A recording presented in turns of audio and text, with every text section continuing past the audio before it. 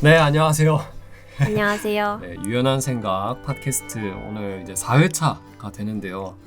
요번에 읽어볼 책은 시그리드 누네즈의 어떻게 지내요입니다. 네, 읽어보셨죠? 네. 여러분님? 네, 좋습니다. 저희가 방금 3회차를 진행을 했습니다. 그래서 방금은 소공유의 얘기를 나눴는데 이번에는 넘어와가지고 소설에 대해서 잠깐 얘기를 하게 되었습니다. 그래서 짧게 얘기를 한번 나눠볼 텐데 간단한 줄거리 소개를 한번 하고 그 다음에 어떻게 읽으셨는지도 얘기 좀 나누고 그 다음에 인상적인 부분들 나누면서 한번 가볼 수 있을 것 같아요. 제가 간단한 줄거리 소개를 드리자면 주인공이 있습니다. 그리고 주인공의 그 친구가 있어요. 근데 이제 그 친구가 암에 걸렸습니다. 그래가지고 이 친구는 근데 살고 뭔가 치료를 연명 치료를 더 하기보다는 나는 안락사를 하고 싶다. 그래서 죽고 싶다. 근데 네가 좀 도와줬으면 좋겠다. 이런 식으로 해서 얘기가 흘러가는데 사실 이런 스토리가 중요한 거라기보다는 중간중간 주인공이 떠올리는 단상들 그런 주제들이 훨씬 더 중요하게 다뤄지고 있거든요. 그래서 그 내용들을 다뤄보면 우리가 책에 대해서 얘기를 나누는 게 될 것 같습니다. 네, 간단하게 설명을 드렸고 혹시 늘보님 읽으시면서 감상 어떠셨는지? 저는 오늘 새벽 5시까지 이제 열심히 해서 완독을 드디어 했습니다. 고생하셨습니다. 근데 그 완독을 잠을 안 자면서까지 할 수 있었던 이유는 중반부터 좀 재밌었거든요. 그 저번 책보다 훨씬 더 전 재밌게 읽었던 것 같고 네. 일단 번역도 매우 훌륭했고 저는 약간 그 죽음을 다룬 소설을 많이 안 읽어본 것 같은데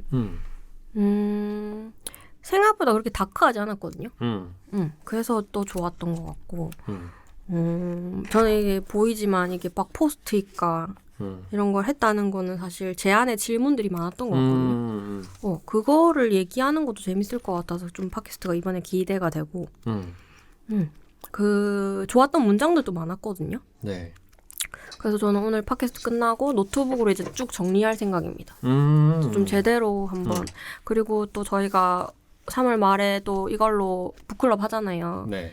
그것도 사람들이 어떤 의견을 가졌을지 궁금하고 올해 읽은 첫 완독책인데 재밌었어요. 좋습니다. 그래서 저는 이 주인공이 순간순간 떠올렸던 단상들 그 키워드가 좀 있는 것 같아서 정리를 한번 해봤는데요. 네. 그래서 첫 번째로는 기후위기. 제일 처음에 이제 주인공이 그 남자친구 강연을 듣는데 그게 이제 기후위기에 관련된 얘기예요. 그래서 맞아요. 그 생각이 조금 이어지고 그 다음에 이제 좀 늙음에 대해서 잠깐 얘기가 나오는데 이제 젊은 여자가 뭐 피트니스 클럽을 다니는데 이제 그 친구가 조금 더 늙고 그러면서 이제 생겼던 뭐 느낌들, 생각들 이 얘기 좀 나오고 그 다음에 그 삶은 그 자체로 가치 있다. 요거에 대해서 주인공의 친구가 반기를 좀 드는데 암에 걸렸으면 무조건 싸워 이겨야 돼? 라는 얘기를 나오는데 안락사 관련해서도 조금 얘기를 나눠볼 수 있을 것 같고 그 다음에 이제 빗나가는 언어 그러니까 실제를 있는 그대로 글로 옮기고 싶어 하는데 그게 잘 안 된다는 거죠. 항상 조금 더 비껴가 있게 되고 그래서 정확하게 재현은 못한다. 그런 좀 슬픔에 대해서도 나오고 그 다음에는 이제 이건 뭐라 해야 될까? 고통을 직면하는 거라 해야 될까?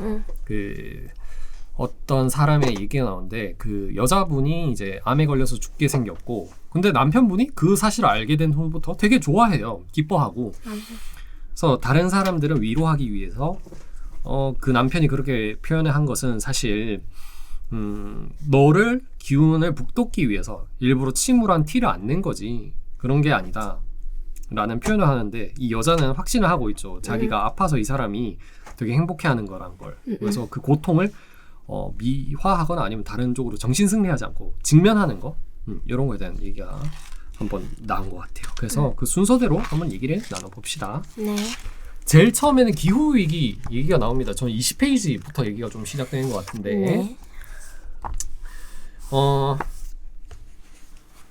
그러니까 이 친구, 이 강연을 하시는 분이 여러분은 기후위기 때문에 끝장났고 어떻게 할 수 있는 방법은 아무것도 없습니다 라고 얘기를 하고 그 강연을 듣는 사람은 벙쪄 있으면서 또 별 다른 행동을 하지 않는단 말이에요.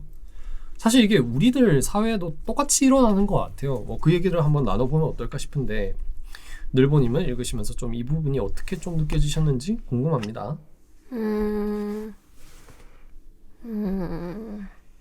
저는 그 강연자 입장처럼 살아왔던 것 같거든요. 약간 좀 시니컬하게 이미 막 우리 인생은 망했다. 근데 요즘은 좀 덜 그래요. 그래서 약간 그 강연자에서 관람자로 바뀌어가는 시점인 것 같은데, 그래서 강연자 입장도 조금 이해가 되기도 하고 왜 저렇게까지 극단적으로 얘기하는지, 그리고 청중들의 반응도 벙쪄 있는 게 뭐야 이거는. 그 보통은 강연을 들으면 도움이 되는 얘기를 듣고 싶어 하잖아요. 아니면 우리 삶이 끝장났다는 얘기를 듣길 원하는 사람보다는 그래도 우리 인생 힘내야지, 약간 그런 힐링? 그런 것도 한때 우리 사회에서도 유행을 했었던 것 같고, 그래서 저는 진짜 그 청중의 입장에서 그 장면을 봤던 것 같아요. 이러면서 쟤는 뭘까? 이러다가 막 읽다가 주인공의 전 남자친구라고? 그래서 약간 깜짝 놀랬고, 초반에 그렇게 등장 안 하잖아요. 그냥 처음엔 그냥 일반 강연자로 등장해서 이게 왜 얘기가 나올까? 이러면서 열심히 읽었습니다. 그래서 이 책 자체가 사실 슬픔이나 고통을 받아들이는 것에 관한 책이라고 생각을 했던 부분이 뭐 기후 얘기를 다루면서 나오는데, 그래서 좀 관련돼서 생각을 했던 부분이 22페이지에 보면은 이제 뭐 사람들이 문제 자체에 집중을 하고 그걸 어떻게 해결해야 될까 생각하기보다는 마음 챙김을 하고 다른 데로 좀 시선을 돌리고 우리는 잘 해낼 수 있을 거야 라는 식으로 자기 평정심을 찾고, 이 불쾌한 느낌 그리고 이런 절망적인 느낌이 없어져야 돼 라는 식으로 밀어내고 있는데, 이게 문제가 아니다. 우리는 충분히 불쾌하고 두려워하고 슬퍼해야 된다라고 얘기를 하거든요. 그래서 이 파멸에 대해서도 집착하고 어떻게든 고통스러워하면서 막 해결해내려고 해야 되지, 지금 다들 뭐 하고 있는 거냐 이런 식으로 좀 일침을 날리는데, 참 저는 그래서 사실 저도 그 관객이랑 다를 바가 없거든요. 그 예전에 최재성 교수님이 유튜브 보면서 얘기했던 것 중에 하나가, 아니 여러분들 지금 얻은 깨달음에 비해서 행동한 게 현저히 적다. 예를 들면은 지금 기후위기가 진행되고 있을 때 그런 다큐멘터리를 보고 나 오늘부터 분리 배출 잘해야지, 이걸로는 부족하다는 거예요. 구조적인 부분에 있어서 문제가 있는 건 문제 제기를 하고 이건 바꿔보자 얘기를 해야 되고, 개개인의 행동이 바뀌는 것도 있어야겠지만 그 의견들이 모여서 정말로 구조적이고 큰 변화를 만들어내야 되는데 그걸 못하고 있다 얘기를 하고 있어요. 그래서 근데 저는 생각하는 게 다 각자 도생 사회가 돼서 그런 게 아닐까 생각이 들거든요. 다들 뭐 자기 앞가림 하느라 바쁘지, 누가 이런 거에 자기 뭐 어깨 걸고 뭐 이렇게 해보겠다라는 얘기가 할 수 있을까. 그리고 실제로 이런 걸 한다고 했을 때도 되게 낭만적인 얘기로 들릴걸요. 나는 뭐 내 생계를 어떻게 좀 뭐 장기적으로 어떻게 될지 모르겠지만 난 어찌됐든 이 기후 위기 문제가 너무 심각해서 안 하고는 배길 수 없겠다 하는 사람들, 멋있다, 대단하네 정도로 그치고 있지 않은가 라는 생각. 저도 체념하고 있고 소극적이고 냉소적인 것 같습니다. 좀 그런 생각이 좀 들었어요. 혹시 뭐 또 나누고 싶은 얘기가 있으면 나눠도 될 것 같고. 저도 약간 방관자의 입장에서 살아가고 있는 것 같고, 좋은 건 알겠는데 뭔가 그런 것도 여유가 있고 잉여의 시간 있는 사람들이 부릴 수 있는 사치처럼 느껴질 때도 있을 것 같거든요. 제 아는 지인은 그 플로깅을 하는데 뭐 플라스틱을 줍고 맨날 그 광안리 바다 가서 그런 거를 올리세요. 사람들이 엄청 팔로우도 많이 하시고 와 되게 멋있다 하는데, 저는 제 쓰레기를 버리진 않지만 버려진 쓰레기를 줍진 않거든요. 굳이. 약간 귀찮음도 있는 것 같고, 내가 이거 하나를 지금 줍는다고 이 지구가 클린해질 것인가, 그렇진 않을 것 같다. 그런 생각도 하긴 하는데 대단하다고 생각하긴 하거든요. 닮고 싶다, 그냥 그 정도로 생각을 하는데 실천에 미치진 않는 것 같아요, 솔직하게 말하면. 그리고 이게 참 행동이 잘 결집되지 않는 이유가 여러 가지가 있는 것 같은데, 그 중에 하나는 기후위기라는 게 눈으로 보이는 게 아니잖아요. 그러니까 예를 들어서 뭐 음식을 잘못 먹으면 바로 죽거나 막 발진이 나거나 이런데, 이게 되게 천천히 느리게 진행되면서 그냥 날씨가 좀 안 좋아졌네 정도로 생각하고 넘어간 게 있다 보니까 내가 즉각적인 행동을 한다 해서 이게 피드백이 나타나는 것도 아니고. 맞아요. 그렇다고 해서 지금 이게 급격하게 나빠지고 있는 게 뭐 수치로는 보여지고 뭐 이런데 사실 내 삶이랑 그렇게 밀접한가라는 생각도 들고 체감이 되는 체감이 정도까지는 아닌 되는 것 정도가 같아요. 좀 다른 것 같고 그리고 좀 뭐랄까 그 행동도 멋있게 막 느껴지는 그런 게 아니랄까. 예를 들면은 우리 기후 위기를 통해서 기후 위기가 있으니까 우리가 좀 덜 쓰고 뭐 덜 생산하고 덜 뭐 씁시다 뭐 이런 얘기를 하는데 막 정말 드러나고 이게 보이는 어떤 거를 향해서 행동하고 이런 게 느껴지지 않다 보니까 행동이 좀 잘 안 나온 것 같아요. 저 같은 경우도 그 다큐멘터리 이런 거 보면 그래 그 뭐 비행기 안 타야겠고 근데 비행기 안 타고 있거든요. 실제로 지금 몇 년이야? 안 탄 지 꽤 됐어요. 18년에 마지막 탔던 것 같은데. 그게 기후위기 때문에 안 타는 건가요? 아니요. 그냥 가난하니까. 그러니까 가난하면 자동적으로 기후위기를 신경 쓰는 사람이 돼 있는 거예요. 그래서 맞아요. 옷 덜 사고. 근데 진짜 제가 옷을 안 사거든요. 옷을 잘 안 사고. 뭐 그러니까 좀 힘 있게 느껴지지 않는 것 같아요. 그러면 또 저희가 선진국 입장에서는 그렇고 또 그럼 더 가난한 국가의 사람들은 이미 기후위기를 위해서 다 하고 있네. 개인적으로 할 거는 뭐 이런 생각도 약간 그 선택적인 상황이냐 내가 주체적으로 하느냐에 달린 것 같은데 가난해서 이게 돈 때문에 어쩔 수 없이 그 구매를 적게 하고 하는 거는 제 의지는 아니잖아요. 100%. 만약에 제 의지면 구체적으로 뭔가 활동을 할 것 같은데 내 의지가 아닌데 뭔가 기후위기를 위한 행동들을 하고 있는 거잖아요. 그냥 약간 좀 힘이 딸린다 해야 되나? 어쩔 수 없이 그냥 하는 것들. 주체적으로 해야 뭔가 바뀌는 것 같긴 해요. 뭔가 주체적으로 내가 기후위기를 위해서 비행기를 타지 말아야 돼. 이래야 뭔가 앞으로의 행동이 선행이 될 것 같은데 뭔가 그렇지 않네요. 근데 뭐 의도가 어찌되었건 간에 결국 뭐 결과는 똑같다. 결과는 이제 안 타는 쪽은 뭐 그런 식으로 돼 있고. 지금 비행기. 뭐 환경 얘기만 나오면 저 집중을 잘 못하겠어요. 약간 이거 이래서는 안 되는데 와닿지 않는 것도 있는 것 같고. 그게 있는 것 같고. 그렇습니다. 갑자기 좀 그래서 처음 들어가는 데부터 뭐 기분이 쉽지 않더라고요. 네, 다운되면서 들어가긴 하는 거. 다운되면서 좀 들어갔던 것 같고. 근데 이거 구조적인 문제를 각자 개인의 문제로 치환해서 뭐 자기 돌봄을 하고 명상하고 마음 챙김을 하고 이런 게 사실 뭐 분야를 불문하고 벌어지는 것 같아요. 예를 들어서 뭐 불평등함, 뭐 경제적으로 그런 게 있다던가 사회 구조적인 문제도 너 개개인이 그냥 각자 스트레스 안 받으려고 해봐 뭐 기분 좋게 긍정적으로 생각해라는 방식으로 가고 있는데 이게 요즘 다 같이 뭉치기에 가장 힘든 부분 중에 하나인 것 같기도 해요. 물론 이게 개인적으로 필요한 부분도 있는데 너무 이게 강조되고 있는 게 아닌가? 개인의 얘기가? 라는 생각이 좀 들었어요. 네. 그렇습니다.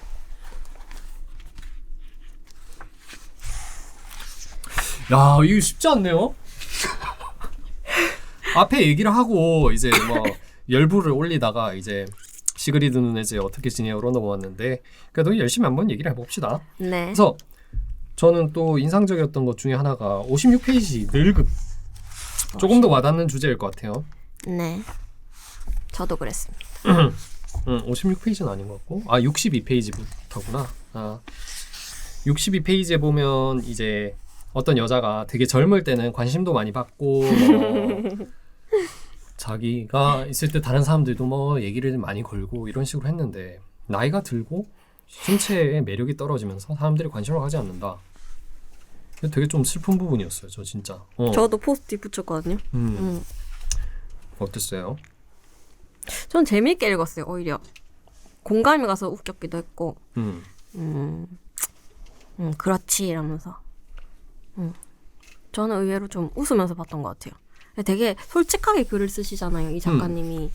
그래서 전 여자니까 이런 부분도 없지 않아 약간 공감을 했던 지점도 있었던 것 같고 뭐 제 주변 지인들 생각해도 그런 것 같다 이러면서 읽었어요. 그래서 이렇게 뭐 거리를 두고 읽을 수 있고 좀 여유를 가지면서 웃을 수도 있는 분도 계신 것 같고 저 같은 경우는 좀 슬프게 느껴졌어요. 진짜로. 네, 읽으면서 울컥하시나요? 울컥한다기보다는 되게 잔잔한 슬픔이죠. 진짜 이렇게 진행이 된다는 거 다 알잖아요. 노화. 네, 노화가 오고 내 신체적이나 외모적으로 매력이나 이런 것들이 떨어지게 돼 있고 그리고 모두가 그런 상황 안에 있고 되게 좀 슬픈 얘기라서 보면서 되게 잔잔하게 슬프게 좀 느껴졌어요. 네. 그래서 사람들이 나에게 관심을 가져줬는데 그러지 않고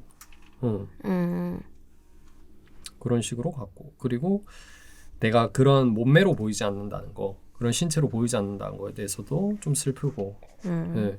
다들 막 정신승리 많이 하잖아요. 뭐 남자는 와인이고 뭐 어쩌고 내지는 뭐 여자는 크리스마스 케이크고 그거는 정신승리가 아니잖아요. 슬픈 얘기잖아요. 그냥 있는 그대로 그냥 그거를 되게 뭐라 해야 되지 나이 패러다임에 갇혀서 얘기를 하는 거니까 슬픈 얘기인데 정신승리 많이 하거든요. 뭐 나이가 들면 이게 좋고 하는데 저는 조금 정신승리인 것 같아요. 그리고 이런 슬픔을 안 받아들이기 위해서 부정하는 것 같아요. 근데 나는 이 소설이 좋았던 이유는 그 슬픔을 얘기를 하고 받아들이게끔 만들어서 좋은 것 같아요. 맞아요. 왜 이거를 생각 안 하려고 하고 뭐 밝은 면을 생각해라. 저는 좀 생각을 그런 식으로 하지 않아서 그리고 이거를 억제하려고 하면 더 슬퍼요. 그래서 저는 나는 슬프지 않아. 나는 그런 거는 괜찮아. 남자는 뭐 와인이야. 이런 얘기를 들을 때마다 오히려 좀 더 슬퍼요. 왜냐면 그거에 대해서 굉장히 신경을 쓰고 의식을 하고 받아들이려고 하지 않는 모습이 경직돼가지고 그렇게 나타나는 거잖아요. 어떻게 사람이 일면만 있을 수가 있어요? 항상 좋고 어떤 상황을 받아들이더라도 괜찮고 저는 안 그런 것 같아서 이 부분이 되게 그 기억이 많이 남았던 것 같아요. 뭔가 한국 사회가 그 슬픔의 감정을 다루는데 미숙한 것 같다? 뭔가 그 미국 작가. 프랑스 작가 아닌가요? 미국 작가. 미국 작가요? 네. 나는 프랑스 소설인 줄 알았습니다. 아이고. 아무튼 근데 이제 좀 외국은 자기 감정에 대해서 좀 솔직하려고 하는 편인 것 같긴 하거든요. 한국에 비해서. 그런 것도 소설에서 드러나는 것 같긴 해요. 작가가 어떤 부분에서 글들이 좀 솔직하잖아요.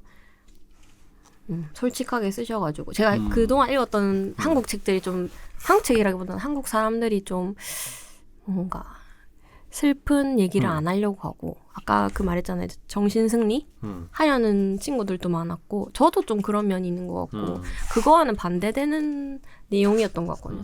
소설이. 그래서 더 재밌었어요. 저는 또 약간은 반대되는 내용인데 소설가는 되게 솔직하게 쓰거든요. 그러니까 너무 잠깐만 나 뭐 되게 잘하는 척했다. 그게 아니고 제가 읽어보면은 소설가 분들은 뭐 국적이나 나이 다 떠나서 되게 솔직하게 우리가 뭐 꺼내놓지 못했던 슬픔이나 되게 세밀한 부분, 정말 미묘한 부분들을 묘사를 다 하더라고요. 장르의 특성인가요? 장르 그런가? 근데 에세이가 됐든 뭐 자기계발서가 됐든 그런 거를 되게 잘 쓴 책이 뭐가 됐든 간에 그걸 다 얘기를 하는 것 같아요. 왜냐면 우리가 일상에서 다루지 않았던 얘기들 그리고 되게 사소하거나 작고 세밀해서 놓치기 쉬운 그런 감정들, 미묘한 감정들을 낱낱이 드러내잖아요. 그래서 이거는 그 국가의 문제는 아닌 것 같고 뭐 문화의 차이가 있다고 하면 우리가 표현하는 방식에서 사회적으로 조금 차이가 있을 것 같긴 한데 뭐 국가를 초월해서 저는 이거는 있다고 생각합니다. 그러니까 늙어서 좋아라던가 이런 식으로 가 있는 나라가 있나요, 진짜로? 저는 반대가 훨씬 더 많은 것 같아요. 젊음이 좋다, 뭐 젊어서 좋다, 청춘이다 이런 얘기 훨씬 더 많이 나오는 것 같아요. 저도 동의. 네. 늙어서 좋다는 없었던 것 같아요. 야, 이거 오늘 슬픈 얘기 쭉 합시다. 가요. 네, 가요. 그래서 이게 여자분들이 조금 더 많이 느끼려나? 그러니까 저는 사실 막 매력적으로 이런 그거까지는 아니어가지고 뭐 이게 고점이 높은 사람들은 저점에 떨어질 때 고통을 많이 받잖아요. 조금 덜 받을 것 같긴 합니다. 뭐 크게 많이 관심을 받았던 적은 아니어가지고 그거는 조금 위안으로 삼아야 되나? 근데 약간 그 생각도 해요. 권력, 재력 같은 것처럼 매력도 분명히 그 권력의 그 속성이 있다고 봐서 좀 더 있는 사람들 조금 더 부익부 빈익빈. 네, 약간 그런 것도 있고 이것도 세습된다고 생각하고 그래서 유전의 문제인가요? 이거 그 잘생긴 사람들 있잖아요. 조금 더 그 겸손해야 돼. 내가 이런 것들이 어쩌면 내 얼굴 때문에 그런 걸 수도 있다는 생각 한 번씩은 해보셨으면 좋겠어. 아 그렇습니다. 예. 잠깐 그 얘기를 합니다. 심지어 이제 뭐 캣콜링 얘기도 나오는데 남자들이 자기 힐끔거리고 캣콜링 할 때는 막 마냥 불쾌하고 그랬는데 막상 또 그런 게 안 찾아오다 보니까 또 슬프고 또 약간 미묘하게 슬프고 예, 괜히 이런 부분들이 슬프고 있었어요. 그런 생각이 막 드네요. 75페이지에 보면 이제 그 늙은 할아버지가 나오는데 이 할아버지가 그 여자분이 좀 웃겼어. 그 약간 노출이 있고 이러니까 자기 뭐 사회적인 체면 이런 거 생각하지 않고 되게 성욕을 드러내는 장면이 있는데 흥분하시잖아요. 예, 예. 근데 본인은 여전히 그런 그 성욕을 느낄 수 있다는 거, 나에게도 여전히 그런 바이탈한 게 남아있다는 거에 대해서 조금 자랑스러워하는 그런 거 나오는데 난 볼 때마다 이런 거 좀 볼 때마다 좀 불편하고 힘들어요. 좀 안 됐어. 그러니까 나도 웃음이 나왔으면 좋겠는데 보고 있으면 슬퍼요. 공감이 돼요? 공감이 돼요. 안 그랬으면? 저는 그러니까 결국엔 다들 늙어서 되게 관심의 밖으로 밀려나는데 그 성욕이 남아 있어도 없어도 되게 슬픈 거죠. 내가 나이가 들어서 신체적인 그 능력이 떨어졌다는 것도 슬프고 그럼에도 남아 있다는 것도 이제 그런 걸로 자부심을 느끼게 된다는 것도 조금 안타깝고 그래요. 네. 저 왜 이 장면이 약간 재밌게 읽었는지 모르겠는데 뭐야 사람의 마음 이게 남자 여자 차이는 아닌 것 같고 다 느끼죠. 남자나 여자나 있을 거라 생각합니다. 근데 이 할아버지가 전 이렇게 막 묘사된 장면을 처음 봤거든요. 무슨 말이죠? 그러니까 뭐 되게 구체적으로 이 사람이 어떻게 흥분을 하고 이 여자는 어떻게 느꼈고 이런 게 나오잖아요. 그래서 되게 디테일하게 설명해 주신다 이러면서 저는 흥미롭게 봤던 것 같아요. 뭔가 다큐멘터리 보는 것처럼. 아직까지 와닿지 않는. 와닿지 않는 내용이라 그럴 수도 있겠다. 노화를 아직 느끼지 않아서 그런지 모르겠는데. 그러면 조금 더 우리가 공감할 수 있는 얘기나 114페이지에 나오는 것 같은데 114. 여기서 잠깐 지나가는 말로 네. 우리가 그렇게 서로의 부모님이나 조부모님에게 관심이 없었는지 지금 생각하면 놀랍기만 하다. 그런 얘기가 나오거든요. 몇째 줄에 있나요? 두 번째 줄에 나오는데 네.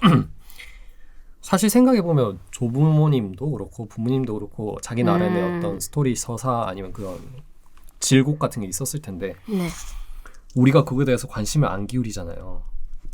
그게 디폴트라서 우리는 인식도 못하고 넘어가는데 얼마나 우리 그 관심 밖에 있고 그런지 생각해보게 되는 것 같아요. 네. 아마 뭐 성욕이 뭐 노쇠하고 이런 그거를 인지를 못하더라도 우리가 조부모님한테 몇 번 물어보냐? 그 삶에 대해서 얼마나 물어보냐라고 생각해보면 잘 없죠. 잘 없죠. 그리고 나도 언젠간 그렇게 될 텐데. 그렇게 될 텐데. 이런 부분 생각하면 되게 슬픈 거죠.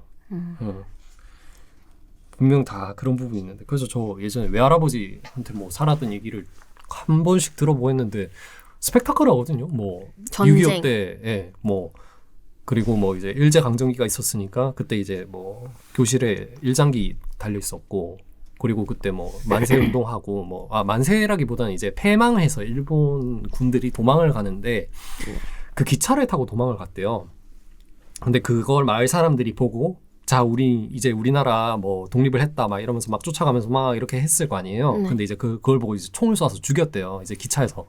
그래서 그런 장면도 있었다. 뭐 그리고 6.25 때는 도망가고 있었는데 그때 국군인지 북한군인지 우리 편인지 누구 편인지 그런 것도 모르고 아예 개념 자체가 없는 채로 어떤 군인들이 와서 우리를 따라와라. 그리고 이제 입영을 시키려고 한 거죠. 근데 거기서 또 도망쳤다. 뭐 이런 얘기도 해주시고 그런 삶의 얘기들이 있는데 우리는 단지 늙었다는 이유로 정말 관심을 아예 안 기울이는 거죠. 그래서 왜 우리 명절 때 가면 그런 거 좀 느끼시지 않으세요? 할아버지 할머니한테 좀 관심 가지고 얘기를 나누고 하다 보면 활기가 돌고 더 본인 얘기 하려고 하시고 이런 장면들이 있는데 우린 그런 생각 못 하고 있구나. 책을 읽으면서 약간 좀 다시 그 생각을 했어요. 그 세대 간의 대화를 하는 자리가 좀 적은 것 같고 뭔가 그 같은 세대들끼리만 얘기를 하는 편인 것 같긴 하거든요. 그렇습니다. 네, 좋습니다. 오늘 쭉쭉 쳐지는데 또 이런 팟캐스트도 있어야 돼요.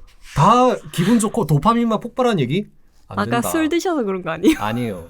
지금 멀쩡합니다. 그래서 약간 슬퍼지는 거. 아니. 저 술 마시면 더 웃음이 많아지면 취하면. 근데 저희가 시간이 지금 8분 가량 남았는데 네. 그래서 지금 다 나눌 수는 없을 것 같고요. 네. 다음에 조금 더 다른 게스트 보충해서 얘기를 좀 더 나눠볼 수 있을 것 같은데 네. 그러면 지금 암에 대한 생각을 나누는 게 이제 131쪽으로 넘어가거든요. 네. 야, 그러니까 무슨 일이 있어도 끝까지 살아남을 그런 싸움에 채비를 하고 이겨야 된다. 뭐 이런 식의 뭐 정신무장 같은 거 비슷한 거 시키는 게 있는데 네. 이런 거 읽으면서 좀 어떠셨는지 궁금하네요. 그러니까 그 아픈 사람의 주변 지인들은 그래도 살아야지라고 얘기를 많이 하잖아요. 소설에서도 그게 자주 드러나고. 근데 저는 약간 이거랑 비슷한 경험이라고 할 수 있을지 모르겠는데 뭔가 조직 검사를 했던 적이 있었거든요. 그러니까 그 조직 검사 결과가 나오기 전까지 이게 암인지 뭔가 종양 그냥 일반 종양인지 모르는 상태였는데 되게 뭔가 슬펐어요. 이래서 죽는구나 이러면서. 근데 그게 아니었거든요. 근데 이게 아픈 사람만 느낄 수 있는 그 타인은 모르는 그런 지점들이 있는 것 같아요. 아무리 그 주변에서 아닐 거야 라고 하지만 그래서 저는 그때의 경험을 생각하면서 약간 좀 더 이 아프신 분 입장에서 읽었던 것 같긴 하거든요. 이런 내용들. 그래서 이분이 왜 이렇게 시니컬하게 얘기를 하시는지 그리고 그냥 그 자기 직면을 하시면서 회피하지 않고 뭔가 그냥 나는 내가 원하는 방식대로 죽고 싶어 얘기하는 말들이 저는 공감이 많이 되긴 했거든요. 어떤 부분에서 혹시? 뭔가 저도 약간 제가 선택할 수 있다면 그 뭐 안락사까지는 아니더라도 뭔가 저는 연명 치료를 하진 않을 것 같거든요. 나중에 나이가 들어서. 그런 부분이 좀 공감을 많이 했던 것 같아요. 약간 이게 헛된 희망보다는 차라리 그 좀 제가 주체적으로 뭔가를 해보고 싶다. 죽는 마지막 날까지 뭔가 남들이 좋다고 하는 그런 방법보다는 내가 좀 더 나답게 좀 죽고 싶다. 좀 뭔가 선택을 할 수 있다면 뭔가 제가 가고 싶었던 나라에 가서 뭔가 시간을 보내다가 생을 마감할 것 같긴 하거든요. 그래서 이 주인공에게 더 공감을 많이 하긴 했어요. 이 소설을 읽으면서. 그래서 아까 뭐 결과가 어떻게 될지 모르는 그 불안감에 대해서도 얘기해 주셨고 한데 뭐 저는 근본적으로 느꼈던 거는 삶이 그 자체로 가치 있다는 의식을 모두가 공유하고 있다는 거. 그러니까 무조건 어떻게 되든 살아야 되고 살 수 있는 방식을 찾아서 그거를 해야 되고 이런 식으로 이미 자연스럽게 그런 의식을 공유하고 있다 보니까 저자의 친구 그러니까 주인공의 친구 같은 사람의 얘기가 받아들여지지 않는 거. 그래서 본인도 되게 그런 부분에 있어서는 외로워하는 거 이런 것들이 좀 느껴졌는데 삶이 그 자체로 가치가 있는가? 네, 그 생각을 잠깐 들었어요. 성재님 어떻게 생각하세요? 그러니까 여기서는 지금 암에 걸려가지고 죽어가고 있고 뭐 내지는 뭐 그렇게 그거를 감수할 만큼의 어떤 시도 같은 걸 하고 싶지 않은 상태잖아요 지금. 맞아요. 안락사로도 연결이 되는데 저는 근데 마지막에 되게 고통받는 장면들 보면은 그게 그렇게 가치가 있을까? 그냥 살아있는 그 자체가 그냥 정말 목숨이 붙어있다 그 정도잖아요. 저는 그렇게 좀 생각 안 한 것 같아요. 그래서 충분히 고통스럽고 뭐 이렇게 해결될 기미가 안 보인다? 그러면은 좀 고통스럽더라도 그 사실을 받아들이는 게 맞는 것 같아요. 네, 좀 더 존엄하게 끝낼 수 있는 준비를 할 수 있다면 그렇게 되는 쪽으로 가야 되는 것 같고 어떻게든 연명을 시킨다는 거에는 사실 좀 동의를 안 하는 것 같은데 이걸 말씀드리기가 좀 그게 너무 조심스러운 이유는 사실 그거죠. 젊은 나이에 짧게 생각을 하고 팍 끊어버려야지 라는 생각하는 사람 너무 많을 것 같고 동시에 이제 어른 세대 같은 경우 할아버지 할머니 세대 같은 경우에는 내가 부담이 되니까 없어져야 되는 거 아닌가 이 생각 너무 하기 좋거든요. 맞아요. 그래서 이건 뭐라고 얘기를 남이 못할 것 같아요. 저는 그 어머니가 요양병원에서 일을 하셨던 적이 있거든요. 네. 그래서 그 삶을 마감하는 얘기들을 많이 해주셨어요. 어떤 할머니는 이랬더라, 이런 가족들은 이랬더라 이러면서.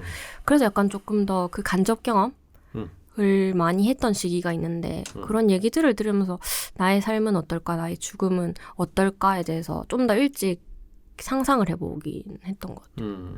그래서 오히려 그 각자의 그 선택들을 존중해줘야 되지 않을까. 그렇게 생각합니다. 근데 이 문화가 우리가 개인의 어떤 것들을 그 개인의 권리를 아주 존중을 해서 그게 너무 넘치다 못해서 죽을 권리까지 인정을 해주는 거면은 문제가 없는데 아까도 뭐 얘기를 나누고 했지만은 여전히 막 눈치를 엄청나게 보고 어떻게 해야 된다는 것들이 다 있잖아요. 그렇죠. 사실 이게 받아들여지기에는 조금 먼 이야기 같게 느껴지는 것 같아요. 그래서 오늘 이렇게 축 처진 얘기도 한번 해봤는데 이거 근데 한번 생각해 볼 만한 주제인 것 같아요. 그래서 오늘 짧게 30분 얘기한 걸로는 다 얘기를 못 나눌 것 같고 다음에 게스트분들 더 모시고 우리 키워드도 아직 남아있고 그리고 앞에 얘기했던 기후위기나 늙음도 한번 다시 얘기를 해볼 필요가 있는 것 같아요. 그래서 다음에 또 다른 분들 모시고 또 얘기를 나눠보는 걸로 하면 어떨까요? 괜찮죠? 네, 좋습니다. 그러면은 그렇게 오늘 녹음을 한번 마무리 지어보도록 하겠습니다. 다 같이 한번 인사하고 마무리하겠습니다. 저쪽 보시고 하나, 둘, 셋, 유바!